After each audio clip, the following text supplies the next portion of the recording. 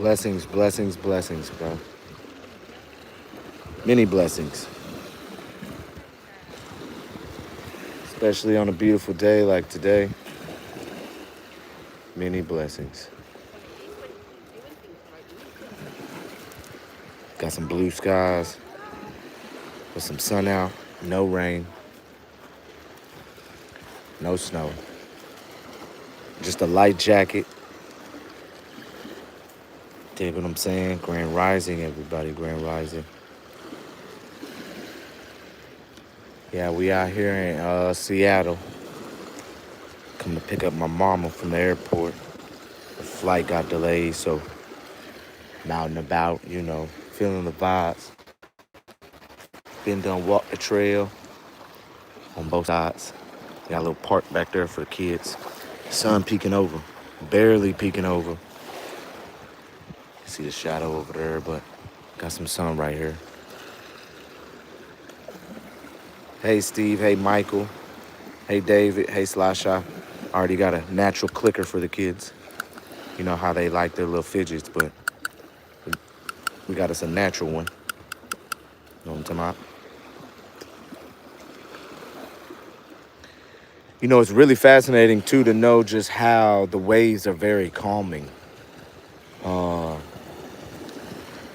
I've had a heightened sense of anxiety and awareness of my loved ones recently, and I hadn't been around no water in a minute. It's been a while because I'm out in Yakima, Washington now, right?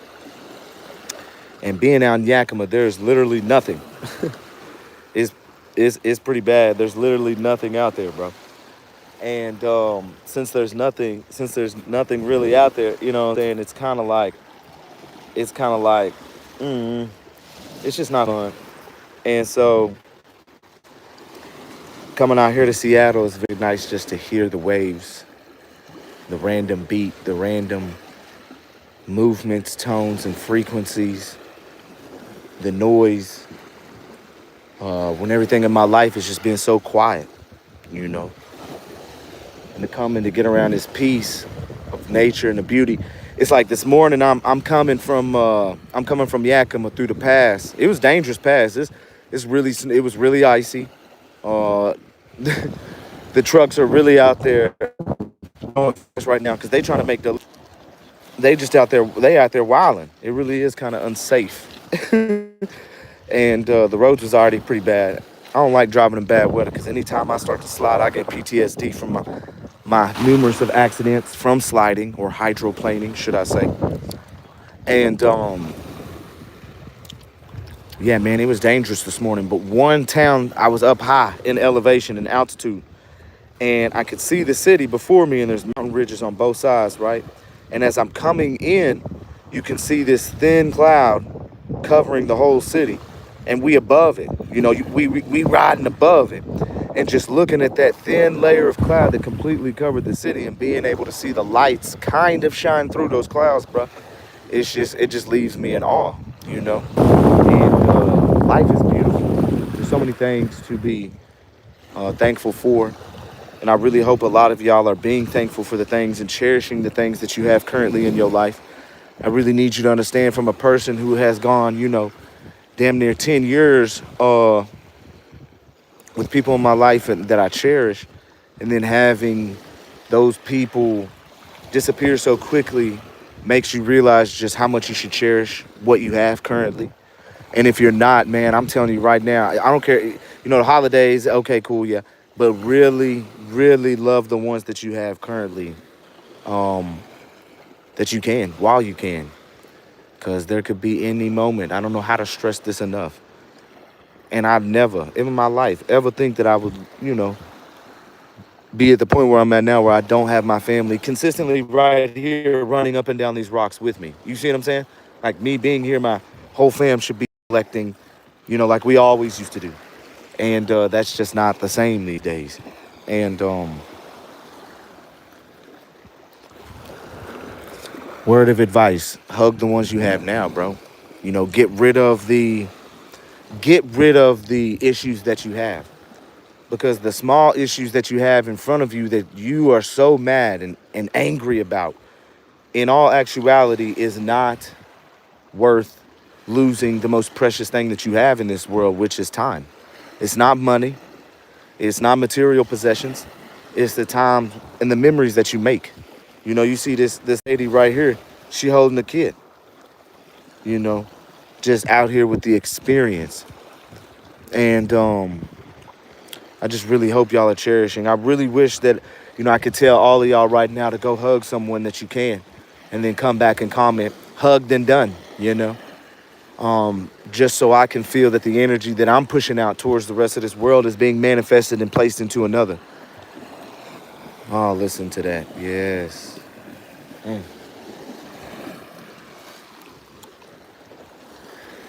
We lived on in Puget Sound, or really Brennan, Washington, for a short period a couple years ago. And we'd come out to a beach just like this, a cove. And actually, it was just like this. Where we was living was a 2 rows back from the actual beach. And so we would always walk down to the beach and get oysters. And this beach had a shitload of oysters. I mean, bro, it was a skeleton of oysters up high, and then you come down and you could grab as many as you wanted as low, in between low and high tide. And we'd bring them back up to the house, and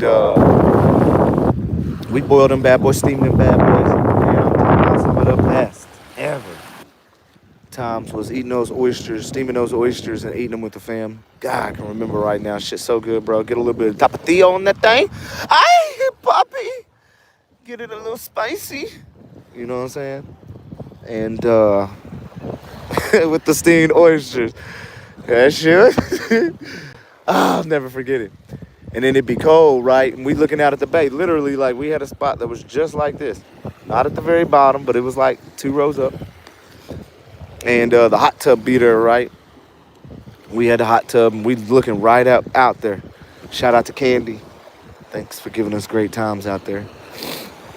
And yeah, we did a lot of rock hunting out there, and I really enjoyed doing a lot of rock hunting. I haven't done no rock hunting this year. I've got some rocks that I've split open but haven't cut to put into pieces for jewelry or anything. Okay, it's gonna pause for a second. Hopefully everything is. Oh, I'm not live yet. Let's see if. Okay, I'm at Seahurst Park in Seattle, to be exact. Seahurst Park in Seattle. And we're up here waiting for Mama Bear to finally land from Dallas, Fort Worth, so we can pick her up from the airport. This morning I went at Chief Pancake, or Pancake Chief. Had some famous blueberries. They was all right. They filled me up. I felt like the syrup was a little bit lacking on the blueberry. I had to switch it up on the other 3. Ate 2 with the blueberry and the blueberries on top, but the original syrup actually hit a little bit harder. No cap. No cap. If you're just now joining me, I'm taking a time of peace and serenity to give thanks and gratitude to the great Creator for all that is and all that I have, this life, this health, this beauty, to be able to experience this creation and see the lovely things that God has brought into our lives, See pretty dolls getting trained and,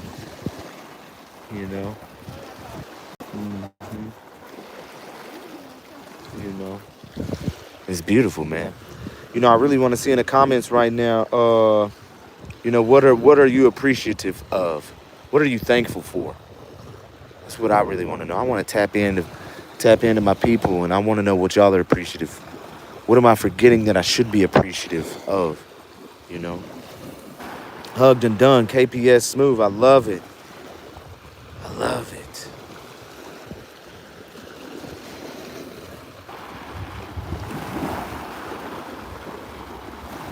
What if you got nobody to hug? Darren, you know what? My thoughts are with you, bro, because I got nobody to hug right now. I mean, honestly, you could probably find somebody that's willing to give you a hug, or that will allow you to give them a hug. I'm pretty sure of it.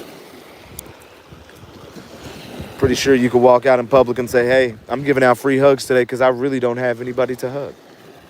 Would it be okay? I'm sure you find somebody out there. Most definitely. There's a lot of people Slasha said, I hug myself.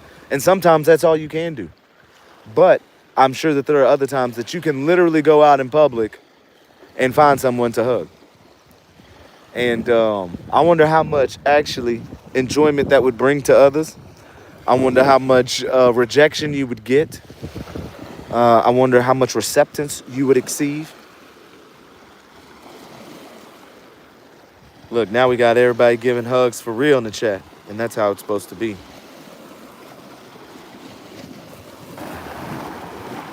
KPS Smooth saying he is thankful for his relationship with Christ first and foremost. And then he is thankful for his family and life itself.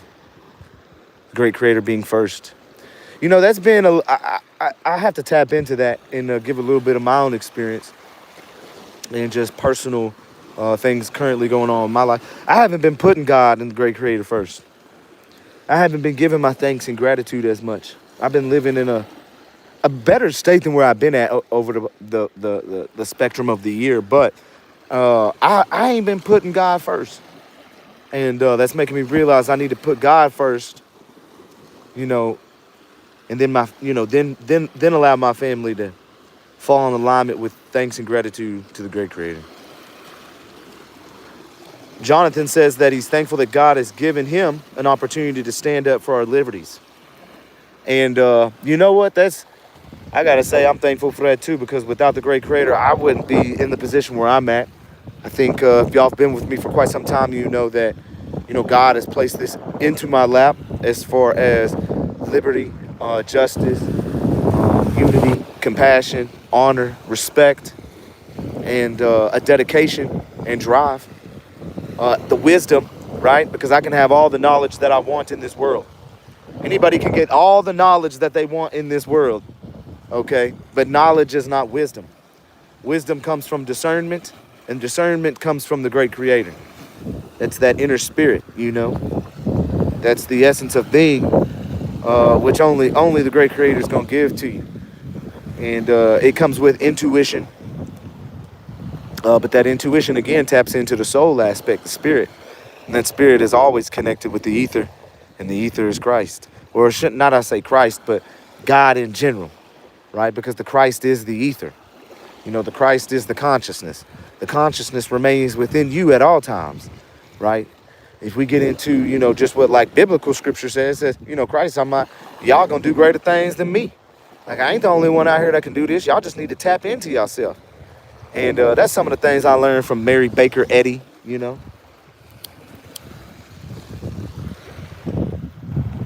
Again, that author is Mary Baker Eddy, old school author, a woman as well. She wrote a book called The Keys to Science and Health. Science and Health, Keys to the Scripture. All you got to do is search up Science and Health, Keys to the Scripture, and then type in archive.org. And you should get a direct link to a free copy of that. And one of the first times I've ever had an out-of-body experience was reading that book and applying some of her methods. Again, this is like before 1910 type vibes, when they had no TV and had nothing but time to dedicate to a lot of experiences, experiments, utilizing different methods. But something that I always found very interesting with her was that they're more in the Christian Science realm of things. And being in that realm, she taught about how the mind, again, just like if we're getting into spirituality or any other talk about mind over matter, is that Christ, in a sense, she breaks down the scriptures. If we're looking at what Christ has said in the New Testament, it was based on utilizing the mind, right? Utilizing the healing powers, understanding what this reality is. As the mind thinks, so is he. Yeah, as the mind thinketh, so shall it be. And we know that the mind controls matter. We've seen it throughout this physical reality, how there are people who are able to manifest and move reality just by using mental thoughts and the energy. We've seen men, turn paper into fire straight from the energy and thoughts and manifestation of their own mind. So in conjunction, this reality can be controlled. And in knowing that it's not through black magic, it's through the understanding of the reality in and of itself. That again, the things that, they say Christ did, we can do just as great, if not greater. We can heal the sick, make the blind see again, type vibes. And we doing it. And whether it's through medicine or whatever the case may be, and on certain things, we still doing it. And it's a blessing to be in this time span. It's a blessing to understand that we're coming into an age of enlightenment and knowledge all across the board. As AI slowly seeps into the masses, the self-empowerment and the power that is inherent in the people is coming back. And it really makes me happy to see such a movement, such a spirit, such a uniformity and unity in and of itself, of people that are coming together to really say, you know what, not that so much that I'm tired and I'm hurt and I'm painful, but that, remedy is required, right? It's not just like, oh, I deserve it. It's actually required. And life is a beautiful beach. You see these waves? Everything be calm for a moment up here, right? You got calmness all up here, right? Everything's calm. But down here, it's chaos.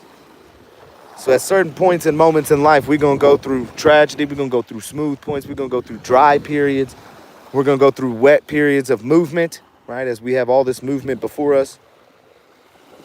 But know in that there's a rhythm and beat.